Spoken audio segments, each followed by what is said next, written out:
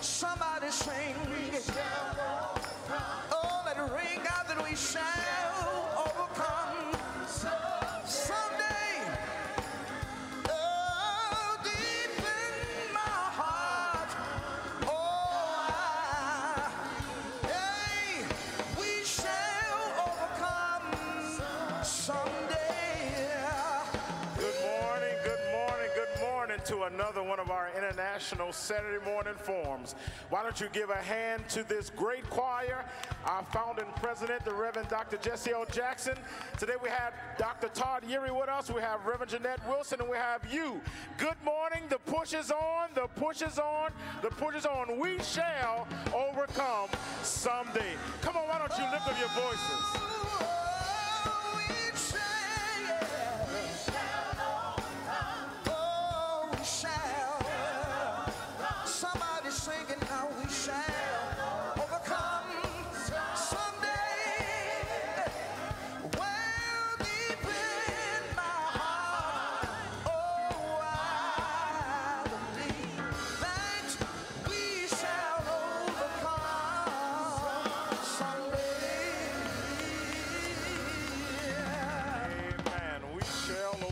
Someday. We thank you for tuning in to another one of our Saturday morning forums. We have an international audience, and we thank you for tuning in from all of our satellite offices and those are out of the country, and those listening and tuning in right now via our Facebook Live at Rainbow Push Coalition on WVON 1690 AM, and those who are joining us today at our national headquarters. We continue to pray for our families and friends who experience bereavement and sickness. We ask that you continue to keep them in prayer. We asking you to please call us at 773-256-2775 here at Rainbow Push. We have individuals waiting to hear your call at our call lines. Again, that number is 773-256-2775. And you can give and you can donate on our website at rainbowpush.org to become a member, call, or go to that website. We're saying happy birthday to Yusuf Jackson, the son of our founder and leader, Jacqueline Jackson, his daughter, and the Reverend Dr. Todd Yeary. Birthdays here in the month of October. We thank you. We dedicate this broadcast to Bishop Claude Tears, who made his transition last week, Miss Lillian Huff, who served as a delegate during the presidential campaign for our leader, Reverend Jesse Jackson, 1984-1988. And we're asking you to continue to pray for our very own Alana Ford, who is our coordinator for our social media here at Rainbow Push, and her family on the passing of her uncle, Charles Redmond, who is the former basketball coach for Robeson High School, former educator and vice principal at Beale Elementary School. Please keep her family in prayer. And also our own Deshaun Simpson, who works on our media, the passing of his grandmother, Willie Bell Harvey. Please keep those individuals in prayer. On a lighter note, we'd like to say congratulations to United Here. They're striking downtown, and we want to say congratulations and keep on pushing on the progress that you are doing. Let's give them a hand. They're fighting for fair wages and affordable health care and things they need to live on. So continue to lift them up in prayer and support them. Today, our leader and president, he's working in the vineyard in the state of Florida, trying to get elected the first black governor there. Our leader is still on the trail, making sure that we can get Andrew Gillum elected. From the latest polls, he's leading about 3 points, but we don't care about polls. We want to make sure you go to the polls to vote. So we thank our leader who's there making way for him by visiting churches and community organizations. This morning we had our breakfast sponsored by different restaurants, African-American restaurants. We hosted our Chicago Stakeholders Community Meeting. Who was there? Raise your hand.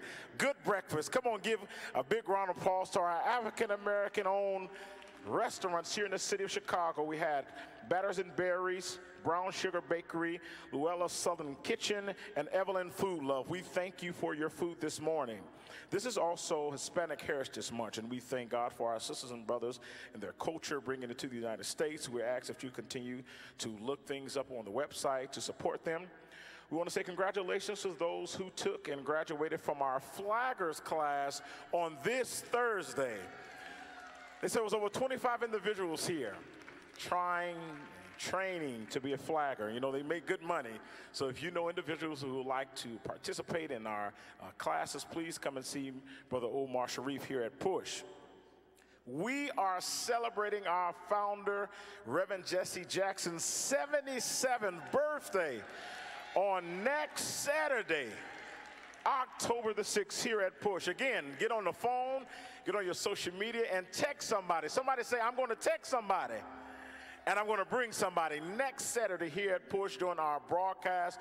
We will honor our leader for his work, his life, and his legacy. I heard somebody say, you ought to give them their flowers while they yet live. So on next Saturday here at the headquarters, we will celebrate Reverend Jackson's 77th birthday, and there will be following a reception following morning broadcast. We have a lot of events coming to you in our satellite locations. The Atlanta Peachtree Conference will take place on October the 4th and 5th in Atlanta, Georgia. We will have our LA Gala honoring Reverend Jackson and his birthday on October 12th at the Beverly Hills Hilton. And then we'll follow up with a Detroit Automotive Conference at our Detroit office in Detroit, Michigan, November 1st and 2nd, followed by our Washington, D.C. Telecom Summit, December 4th and 5th in Washington, D.C. So if you'd like to follow us and attend these conferences, all of the registrations are online at rainbowpush.org. So listen, they say we are taking souls to the polls. All roads lead to November 6th. We are 38 days away. Somebody say 38 days. 38 days to the polls. I have some good news. There are over 1.5 million people that live in Cook County that have been registered to vote so far. I don't hear nobody this morning. 1.5 million registered. Now, it's good to be registered to vote, but it's a better thing to go to the polls and vote. Amen, somebody. So please call somebody, text somebody, and tweet somebody and let them know it's good to be registered, but we must go to the polls on November 6th. And also, if you would like to check your voter status to make sure that you are still registered to vote, you can go to vote.org or call 1-866-R-VOTE. Again, that's 1-866-R-VOTE. This week, coming up in October and throughout October, Sister Betty Magnus, who serves as our Illinois political director, will be leading us with Souls to the Polls. We have other organizations that have partnered with us to take people to the polls. We need you to go to the polls. So this morning we have a special treat for you. We have our special young lady who's an oratorical winner, our young orator, Carly Lewis from the 5th grade from Sutherland Elementary. She will come and speak to us. Thank you. Good morning. Today I will recite for you Michelle Obama's speech given at the 2012 Democratic National Convention. Over the past few years as First Lady, I've had the extraordinary privilege of traveling all across this country. And everywhere I've been, in the people I've met and the stories I've heard, I've seen the very best of the American spirit. I've seen it in the incredible kindness and warmth that people have shown me and my family, especially our girls. Every day, the people I meet inspire me. Every day, they make me proud.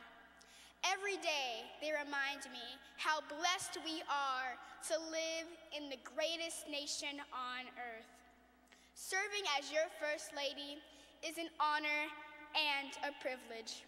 You see, Barack and I were both raised by families who didn't have much in the way of money or material possessions, but who had given us something far more valuable: their unconditional love, their unflinching sacrifice, and the chance to go places they had never imagined for themselves.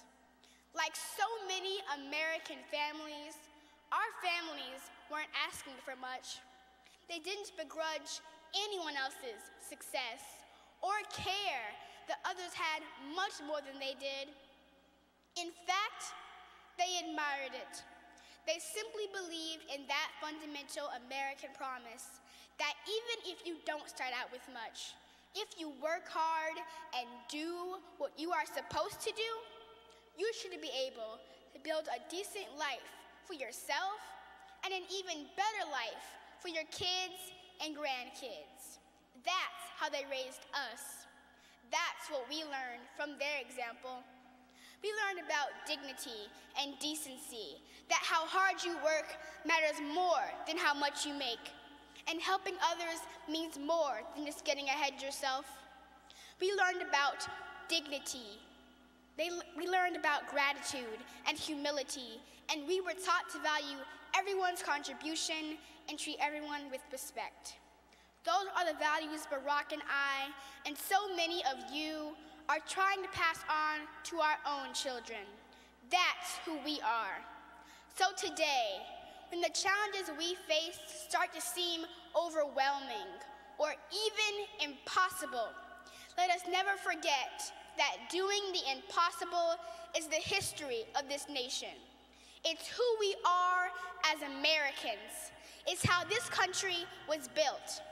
And if our parents and grandparents could toil and struggle for us, then surely we can keep on sacrificing and building for our kids and grandkids.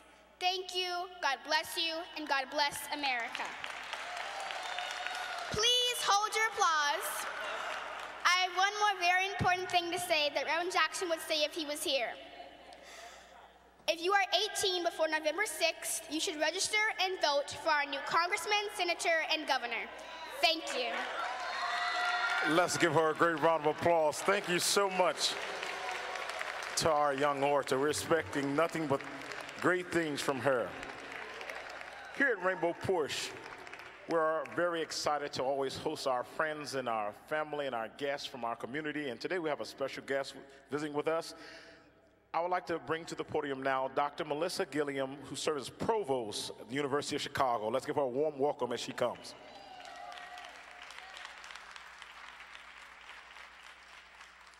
Good morning, everyone. It is such a pleasure to be here. I am Dr. Melissa Gilliam. I am Vice Provost at the University of Chicago. I'm also a medical doctor where I take care of children and adolescents. And I'm a researcher and I work on issues of reproductive health, predominantly with young people on the south side of Chicago. So today I'd like to talk to you about the work that we are doing in diversity and inclusion at the University of Chicago. The commitment of the university to the local community has been something that people like my colleague here, Bart Schultz, in the Office of Civic Engagement have been working on for quite a long time. But it has only been in the past few years that we've created a comprehensive approach to diversity and inclusion, really trying to change the experience of people on campus. This work started off with what we call a climate survey, where we started to understand the experience of young people on campus. We have increasingly begun to admit many more young people from our local communities, from communities across the country, really trying to increase the diversity of people who attend the University of Chicago, because as you know, education is absolutely essential.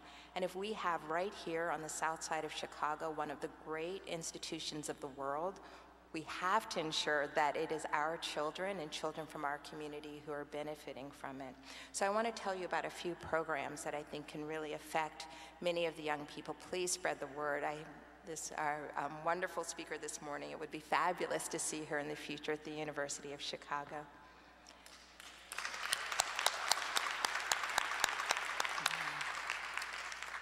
So one program we have is called No Barriers. And that means that if you are accepted at the University of Chicago, you will graduate without loans. And this is very important. Many times people look at these universities that are what we call elite universities, and they think there is not an opportunity for my young person to go there because it is so expensive. No barriers means we are lowering the barriers. That cost should not be a barrier to coming to the University of Chicago. Yes. Thank you. Now, if you are the child of a police officer, a Chicago public school teacher, a firefighter, there is not a cost for you to go to the University of Chicago, but it's not only tuition, it's also the cost of room and board. Through our Odyssey program, we are covering the cost of room and board for young people to go to the University of Chicago. Now, I want to be honest, it is not always easy once you get to these institutions. We don't always have all of the infrastructure and support that young people might experience in their home and from their communities. And so those are the things that I've been trying to work on and that many of my colleagues are trying to work on. One of the things we have is something called the Center for Identity and Inclusion, where we create spaces, multicultural spaces, that really support our young people as they come to this institution and really help them navigate the environment. We have our Office of Civic Engagement, and I know that we have many young people at our institution who volunteer right here at Rainbow Push, because these experiences, these connections with the community, being able to have food that feels like what you had at home, the people that you know from home, being able to still connect with the South Side community, that's particularly important. And we're trying to expose the young people that we work with on campus to all the different things that we are doing. One of the things that is so important that was really forced by our own community is the creation of a trauma center. And everybody's like, what's a trauma center? Where is that located? But a trauma center is a system of care. It means that when something happens, we take care of you quickly. But it's not enough just to have a trauma center. We also have to prevent. And we also have to heal not only the person who comes in, but also the families. And so we're working across the institution with our School of Social Service Administration, our Office of Civic Education Engagement, our trauma center, our hospital, to really make sure that we invest in the community, but also that once people come and experience trauma, we're treating not only them, but their entire family. But when you come in and when you come and get your education at the University of Chicago, we want you to experience that. Another area that we're working very hard on is the area of internships. Now, you're just like, well, you're coming to get that education. Why are we already talking about your job and what happens afterwards? But you've got to talk about that. You have to talk about it at the beginning, because if we give you a high-end fancy education, we want to make sure that you have the tools to apply that education when you are done. And so we're starting to expose young people to the workplace, to the fields like financial services, and so that they actually know, they have financial literacy, but they're also able to be part of some of the places where finances are being created, and those are the types of things that they can bring back into their communities.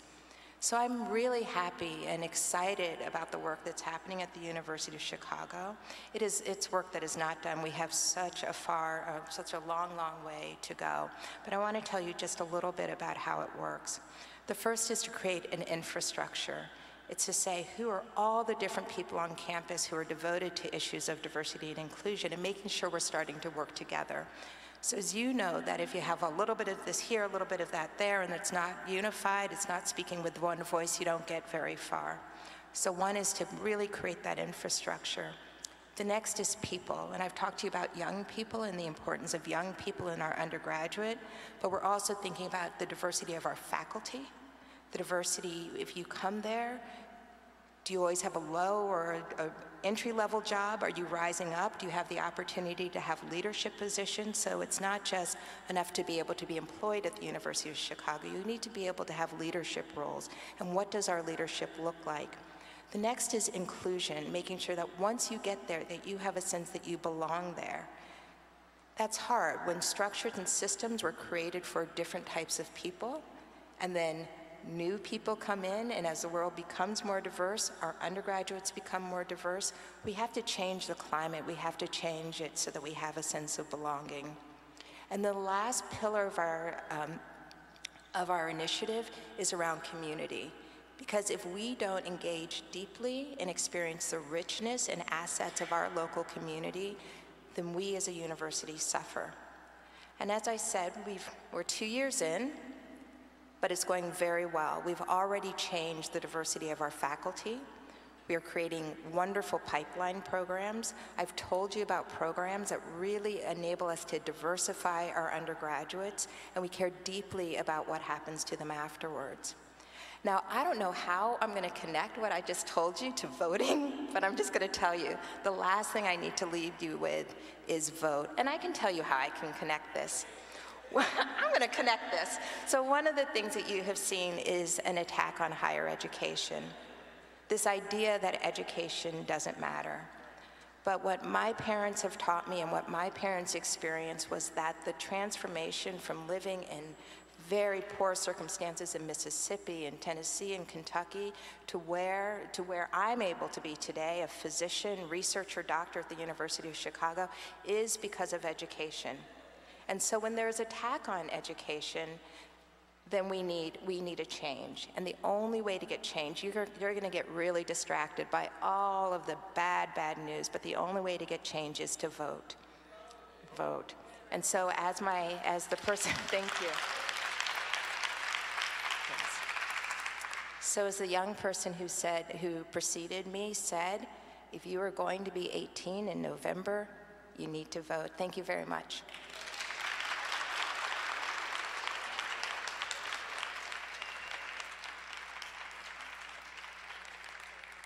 We're so gracious to have the provost here with us. Again, please take heed to what you've said.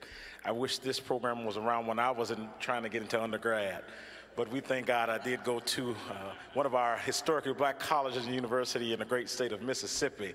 So again, thank you. Let's give a hand to the provost for coming. We're so excited to bring to the podium whenever our leaders are away doing the work in the field, there's always somebody else that we can call on. Would you please give a warm welcome to our national spokesperson, none other than Jonathan Jackson, Professor Jonathan Jackson.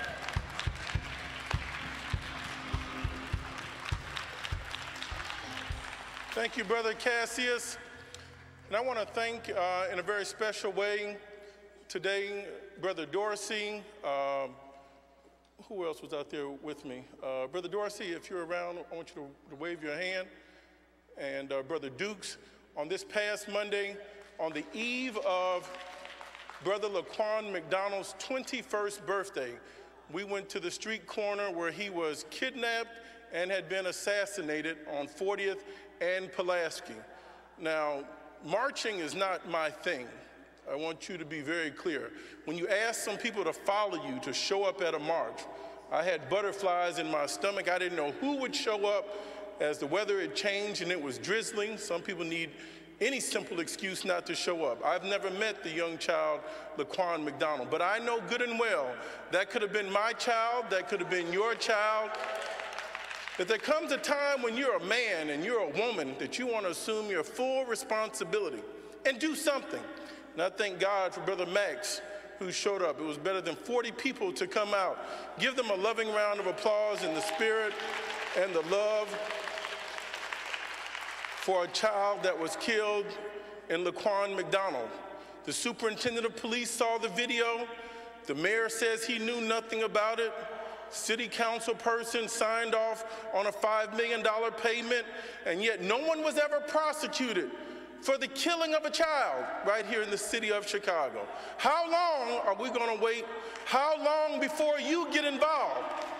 Now, ladies and gentlemen, if you're over the age of 35 and you live anywhere in America and you have never been involved in a march, you've never been a part of a demonstration, you've never showed up to show your face to see disgust, something may be wrong with you.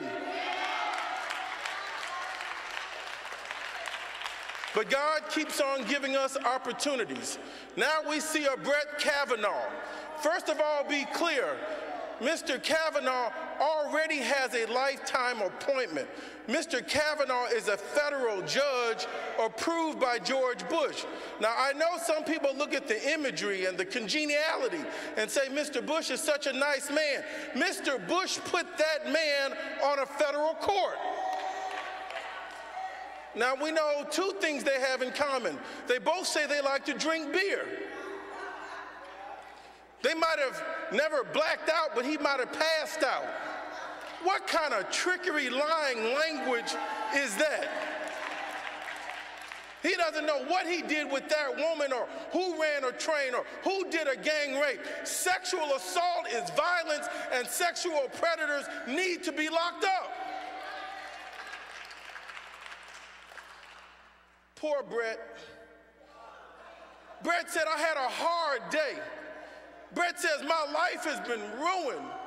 Brett sitting up there crying. Well, let me tell Mr. Brett Kavanaugh, be like a woman, stand strong, stop crying, Brett.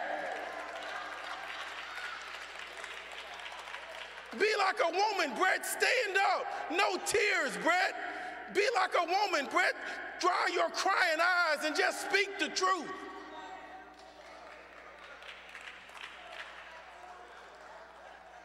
I love Rainbow Push. It's where free people can say what's on our minds from our perspective.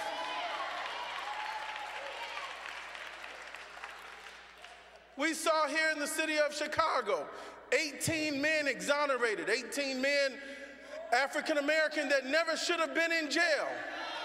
We saw that there was a judge, we saw that there was a police officer, Guevara. A police officer, Guevara, who was the witness for 18 men that have been found innocent, never should have been in jail. Now, let's go a little higher, Rainbow Push, as we talk about voting. There's a judge, Matt Coughlin. We're going to call his name out, and you're going to see his face. He was the prosecutor that corroborated the stories that helped Guevara put 18 men in jail. Why vote? Because we have a Matt Coughlin on our courts right here in the state of Illinois that's locking up innocent people. I shared with you about my good friend and my brother who's still in jail. We're going to go after getting this young man, Marcus Wiggins, out of jail. The same officers that worked for John Burge after he was fired for having tortured a 13-year-old child. None of those officers were ever prosecuted. They stayed on the force. They waited 7 years after the statute of limitations and set up this child. We're not going to let that stand, and we're going to ask the attorney, Kim Fox, to open that case back up. Open up all of the Burge cases. Brothers and sisters, I am excited, and there's a change coming on in this season. And I'm glad that we see the ugly side of racism unvarnished, no Febreze. You can see the ugliness and the putrid and the stench of racism. Mr. Trump is not the sole person to bring this forward. He is the face of it today, but he has a lot of people supporting him and backing him up. I don't want to blame those that are fighting for him. I want us to get fired up, to get our troops in line so that we can have our defense, that we can go on the offense. And when it's our turn to be in power, I don't want to see any weak-kneed Democrats, no weak-kneed independents talking about take your time, wait, get to the back of the line. I don't want this to seem unfair. I don't want to be impartial. I want to make sure that everybody can get along. That's code word for us being left out, kicked out, and constantly in a second-tier, second-class citizenship relationship. You wonder why voter participation is going down. I ask the question, when do we win? When we vote, what do we get? Voting depends on not only pulling the lever, but staying on the case. I thank God for my father, the Reverend Jesse Jackson. He has stayed on the case, never giving up in his entire life.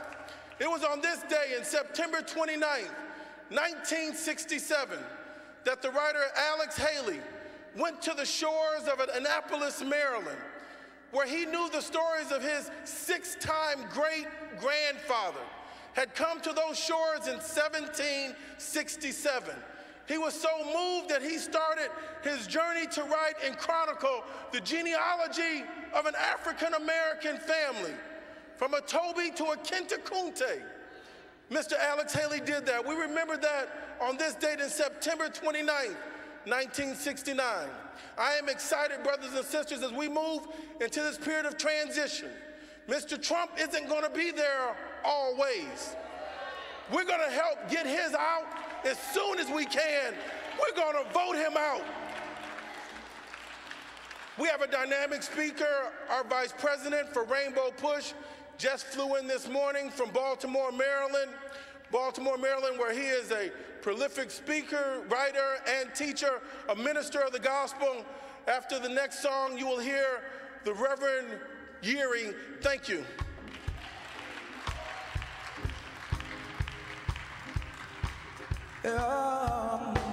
Listen. Come on, y'all, put your hands together like it's Sunday morning here. We're going to take you back. If it had not been for the Lord on my side, tell me where would I be? Come on, put those hands I want to know where would I be? Oh, if it had not been for the Lord on my side, tell me where would I be? Oh, I want to know where would I be? Don't you know that he kept my enemies away? Oh, he let the sun shine through a brighter day. Don't you know that he rocked me in the cradle? Oh, when he knew. Hey, oh, if it had not been for the Lord on my side, where would I be? Oh, I want to know where. Listen, here's another one. Oh, he's sweet, I know. Oh, he's sweet, I know. Yeah, dark clouds may rise and stormy winds may blow. Oh, I'll tell the world wherever I go that I found a Savior, and he's sweet, I know. Oh, he's sweet, I know. Oh, he's sweet, I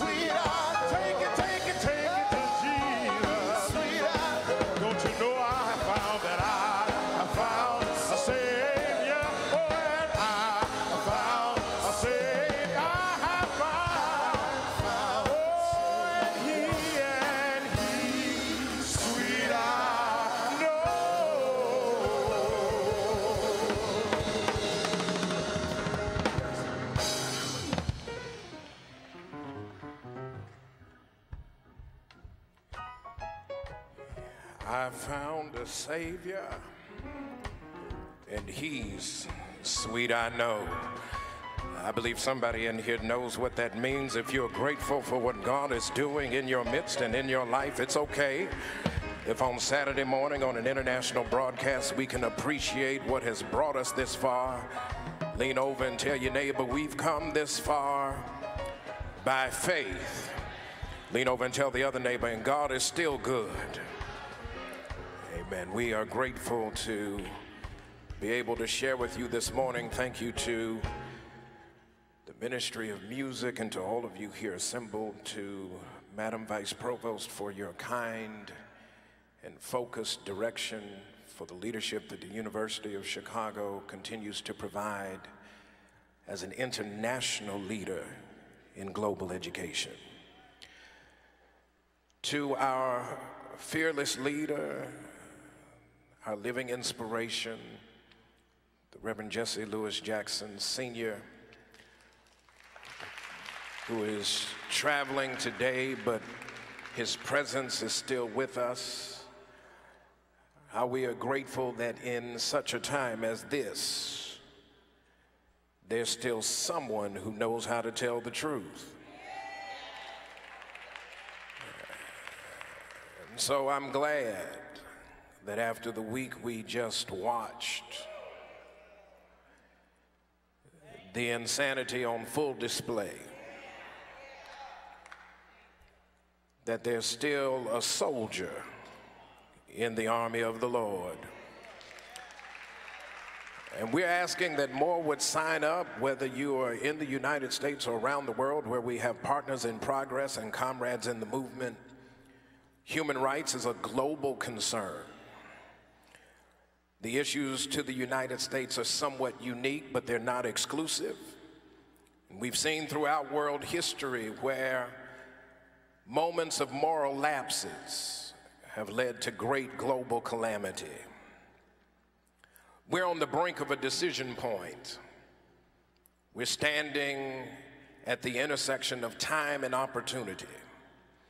And it all aligns with an election in the United States that is coming up a few days from now. It's important that everybody is ready. If you're not sure, let me just run through it. It's so important that I need to highlight it now, and I'll mention it again. That if you need to register to vote or you need to verify your registration in the midst of the attempts to purge voter rolls all across the country, I need you to go to vote.org, VOTE.org, or you can dial 1-800-OUR-VOTE. If you are a returning citizen, many states have begun to restore the voting rights of ex-offenders, but we also know that there's some, as Reverend would call it, some trickery about the rules. We want to make sure that you don't get inadvertently caught up in a process that could lead to your reincarceration. I need you to go to restoreyourvote.org, restoreyourvote.org, and so you can learn the rules that are peculiar to your state. And then the final thing is, most states have a voter registration deadline of October the 9th.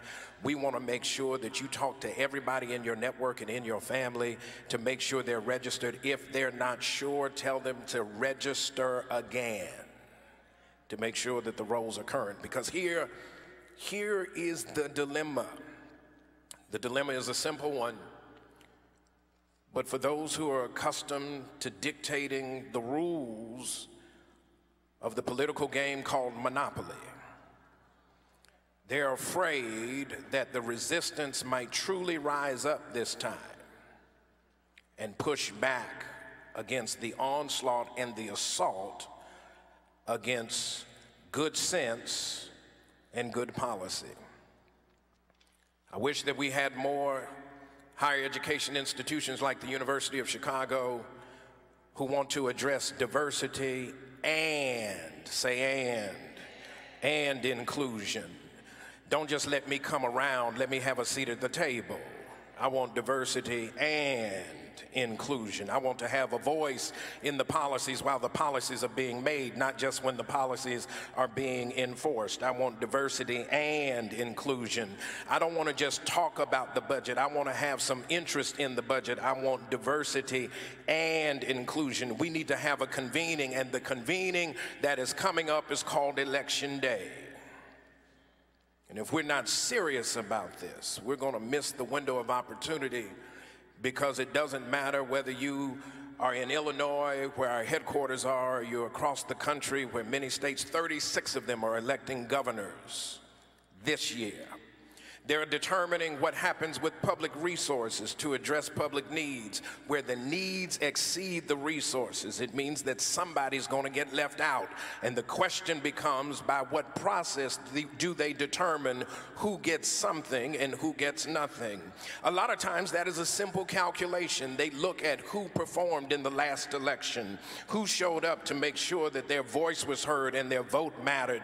Because as Reverend said, we like having full funerals, but we have empty polling places. We got to line up because voting matters. And the truth of the matter is, we don't always have a clear understanding. It's not about the who we elect, it's about the what we want. What always comes before who. If we were to alphabetize, as we learned in grade school, remember A comes before C, B comes before C. When we alphabetize, what? W-H-A-T comes before who? W-H-O. If we're clear on our what, it will guide us to our who. And so it matters who's running in Florida and Georgia and Maryland and Tennessee and Mississippi and Massachusetts. It matters. Why? Because the what is what's at stake. We played the who game before. We know what happens when we send folks without a charge to carry the agenda that speaks to our self-interest, because they end up in the seat and then they get co-opted by the process, and it looks like then our agenda gets shoved under the mat on the table, and then they ask us these random rhetorical questions that they think we don't understand the code. What do you have to lose? Let me tell you what we've had to lose and what we have lost since the last time we undervoted our interest. We've lost in the area of housing. We've lost in the area of health care. We're losing in the area of education with an overtly hostile Department of Education against the interests of urban education school systems, where we need more books and no guns. Instead, they would rather use the money to arm the teachers instead of equipping the students with a brain in their head. They'd rather put a bullet on the hip. There's something wrong with the moral equation when that becomes the new normal. Public safety. It's not just Laquan McDonald in Chicago. We had Freddie Gray in Baltimore, and the list goes on and on and on and on. And we continue to have these repetitive conversations about the loss of black life at the hands of institutional policing. There's a lot at stake. It's not just about jobs, it's about wages. If I were to give you an example from Maryland, it takes almost $23 per hour for a full-time employee to be able to reasonably take care of one adult and one child. That means that if we were to use the current calculation of the federal minimum wage, it would take 3 full-time jobs for one person to take care of one child. That means then that's 120 hours out of the week that then you have to figure out, what do you do with child care? What do you do when somebody gets sick? What do you do about transportation? What do you do about feeding the family? Those become legitimate issues. What comes before who? And if we don't have livable wages, we celebrate with the airport workers in New York that now have a new minimum base wage at $19 an hour. But we've got to make sure that that extends across the country, so that it's not just I can go to work, but I can eat when I go to work. Talk to me, somebody. I'm not saying I got to eat fine meals all the time, but I do like 3 square. And in the house I grew up in, my mother was rather creative. She made sure we would have 3 square, and you didn't necessarily realize that some things you could eat more than once a day. Lean over and tell your neighbor, that's grits. You can have grits and fish in the morning. Y'all ain't talking back to me. You can have grits and chicken in the afternoon. And every now and then when you couldn't afford bacon, you put the bologna in that pan that was just about that right size, and you heated it until it bubbled up just enough, and you took the knife and cut a little slither in it so that it would lay flat. Y'all act like y'all ain't ever been there. At the end of the day, we've come this far by faith and ingenuity, and we're not going to get hoodwinked this time by the sideshow that we're seeing in the political frame. This week in New York, at the convening of the United Nations General Assembly, there was an awkward moment. Tell your neighbor, it was an awkward moment. The world had a chance to see what we already knew. That when the clowns come to office, it's still a circus. You may not have red noses and little cars, but at the end of the day, it's still a you got a trapeze and you got folks flipping through the rings, but at the end of the day, we've got to deal with the fact. And when this statement was made, we have made more progress under my presidency than almost any other presidency in our history. There was an uneasy chuckle. And then it was this admission: I wasn't expecting that response. Well, Mr. President, what were you expecting? Please tell us. When we take claim for work that we've not accomplished, and even though we see trends in the economy that we did not start, be careful that you don't stand there and wonder why everybody's laughing at you. Why? Because they know what your handlers won't tell you, and you fail to realize you are exposed to the world. And we just not gonna take it anymore. In the backdrop, while Reverend Jackson was being recognized during a portion of that same convening, juxtapose it with what we saw in D.C. this week. Can you picture the room? One half of the room, you have the good old boys. Tell your neighbor, you know what the good old boys are.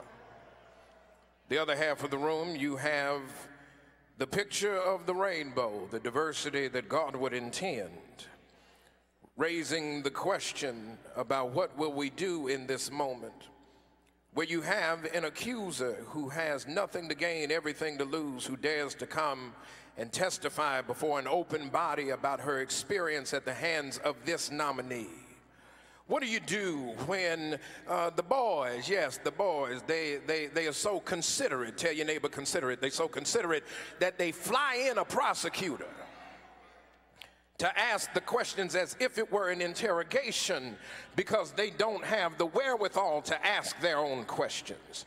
The profound cowardice in the Senate judiciary, supported by the calculated use and abuse of a professional lawyer woman used as a proxy to interrogate a woman victim. We've seen this hustle before. And yet, when the nominee came in, can you see this? Something happened when the nominee came in. Timing means something. It looked like one half of the room found some, let's call it, the boys found some courage. Yes, courage. Y'all know what courage is, don't you? I don't have to tell you what it really is, but in between the break, somebody had a meeting and decided that we need to find our courage. And when they pulled out their fake outrage and their false accusations and even blew the dog whistle in real time, the show was on. But we're not going to be sidetracked by the distraction, because what comes before who? There is a passage in Scripture.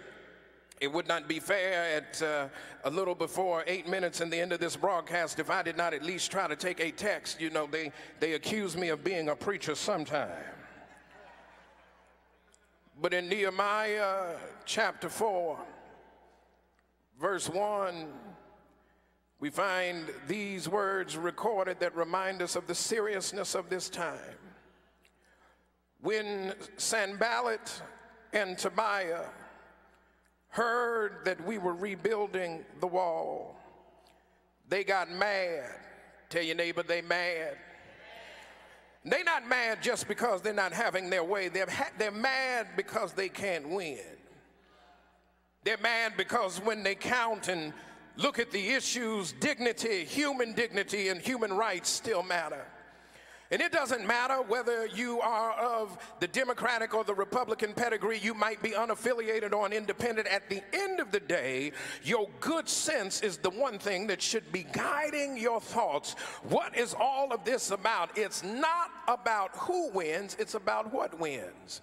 If we're not rebuilding urban America and rural America at the same time, who matters not. The what is if we're not rebuilding education systems to build a 21st century competent and highly competitive workforce, it doesn't matter who the who is, it's the what that we've been longing for. And our issue is we want folks to like us while we're struggling. My mama told me when I was a little boy, it's not whether or not you have a lot of friends. It just matters if you have the right friends. And we've been trying to get folks to go along so we can get along.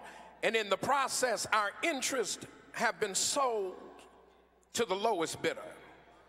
And we've got to decide in this moment whether we will be discouraged simply because a few folks are angry that we have decided to reclaim our rightful position to advance our interest. Sanballats of the world are mad that we demand that you rebuild downtown and uptown. They're mad when we talk about rebuild the urban core and the business district at the same time. They're angry when we say we demand free education for everybody, not just by way of those institutions that have the courage to make a way for those who cannot make a way for themselves. This is the dignity that we demand, and it's not because we come with our handout, it's because we come with history embedded in our hearts and in our heads. We know that this president may know how to build buildings, but he doesn't know history. We understand that he's been learning on the job, and what a learning curve it has been at the expense of the most vulnerable. When the world is laughing at us, it's not just that they laughed at him. The world is laughing at us because amongst the modern democracies, we rank 27th in voter participation, though we are often called to monitor the democratic elections in foreign countries. We've got to decide, are the issues important enough to us to vote in an election where it appears that our vote will not matter? And what I will say to you is that it's not an issue of the voting. Our challenge is we're afraid of losing. We can't be afraid of losing. When you're in competitive sports, losing is one of the reasonable possibilities that you must consider in the process of your preparation. You can't be afraid to lose, because if you're afraid to lose, you'll be afraid to play. And if you're afraid to play, you'll sign up to spectate and say, I'll leave it to somebody else to decide for me what my future will be. Tell your neighbor, get in the game. You got to get in the game, because the game is about to be played. When November comes, we got to get on the field, and we cannot be afraid of losing. We just have to know how to play according to the rules of the game. And it ought to make us fight harder and not be discouraged. The late Benjamin Elijah Mays reminds us it's not failure, but low aim that is sin. We keep committing the sin of letting low expectations determine what our children's possibility will be. But we are people of faith. Tell your neighbor, I ain't gonna let nobody turn me around. Tell your neighbor, we got to make progress this time. I ain't going to let nobody turn me around. Tell your neighbor, keep on a-walking, keep on a-talking, keep on a-praying, keep on a-registering, keep on a-voting, keep on a-hoping, keep on keeping on. Tell your neighbor, keep hope alive. Keep hope alive. Keep hope alive. Keep hope.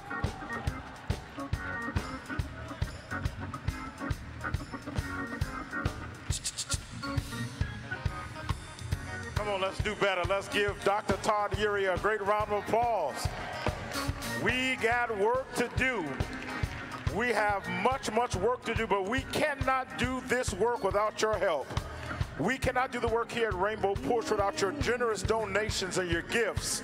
So at this time, we're asking if you would dig deep within your pockets to please give to the work that we do here at Rainbow Push. Our leader, he's continually being on the road and telling men and women that we must vote, that we must keep hope alive, and that we must take care of our children, and that we must fight for livable wages, and making sure that we have diversity and inclusion, not only in our schools, but in our jobs, in our neighborhoods, in our doctors, and everywhere we go. So please raise your hand for an envelope. We need your support for our Push Excel, for the work that we do as a collective organization, and we ask that you continue to please register for our upcoming conferences.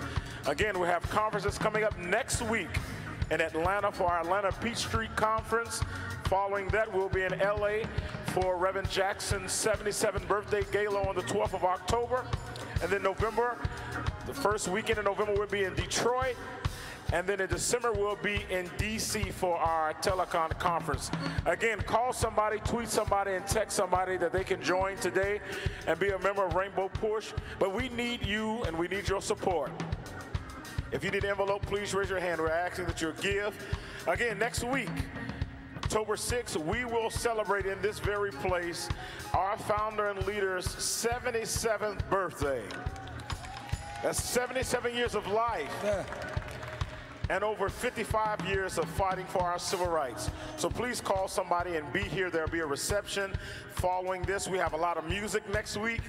We have dedications and spokespersons that are going to talk about Reverend Jackson. So please be here. Come on and give us a little music. People, keep on gunning. Soldiers, keep on warring now. Whoa, keep on turning, 'cause it won't be too long. Yeah. Listen now, powers, keep on lying to me in my face. My people, y'all, don't stop dying, no. Whoa, keep on turning, it won't be too long. Yeah. Oh, I'm so glad that you let me try it again. Last time I'll never live the whole world to sin, y'all, and so glad that I know more than I knew then. Keep on trying till I reach my high ground. Yeah, put it on. Hey, lovers, you just keep on loving one another. Preachers, don't stop preaching, no. Believers, you just keep on believing. Oh, it won't be too long, yeah.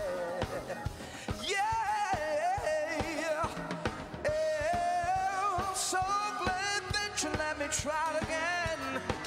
Last time I'll never live the whole world of sin. So glad that I know more than I knew then. Keep on trying till I reach my high ground. Higher ground. Higher ground. Yeah, higher ground. Y'all say it with me. A higher ground. Yeah, higher ground.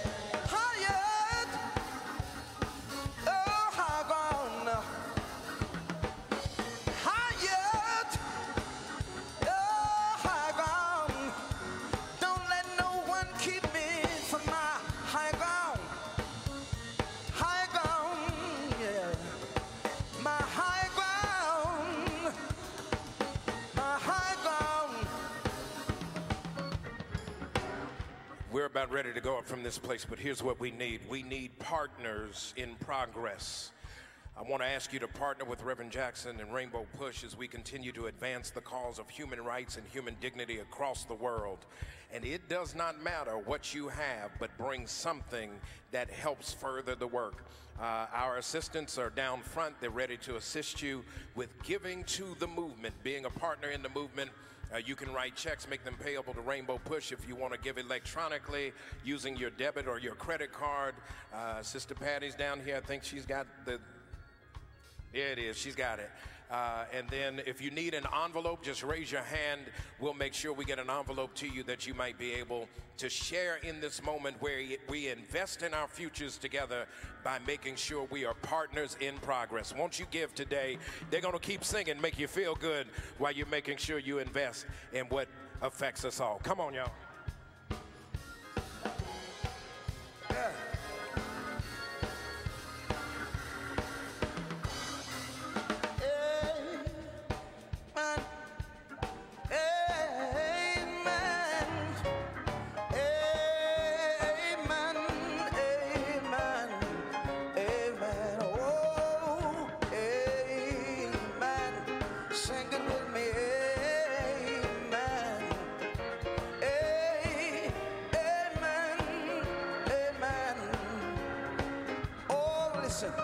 This little light of mine, I'm gonna...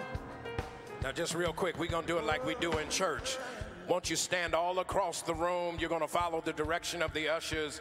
They will guide you down. If you just need to come, just put whatever you have in the basket. Whatever the baskets are ready, we're ready to serve you. If you'll just start from the rear and come forward, we'll get this done and we'll be on our way. Come on. Everybody sing this little light of mine, I'm gonna let it shine. This little light of mine, I'm gonna let it shine. This little light of mine, oh, I'm gonna let it shine. Let it shine. Come on, check it out.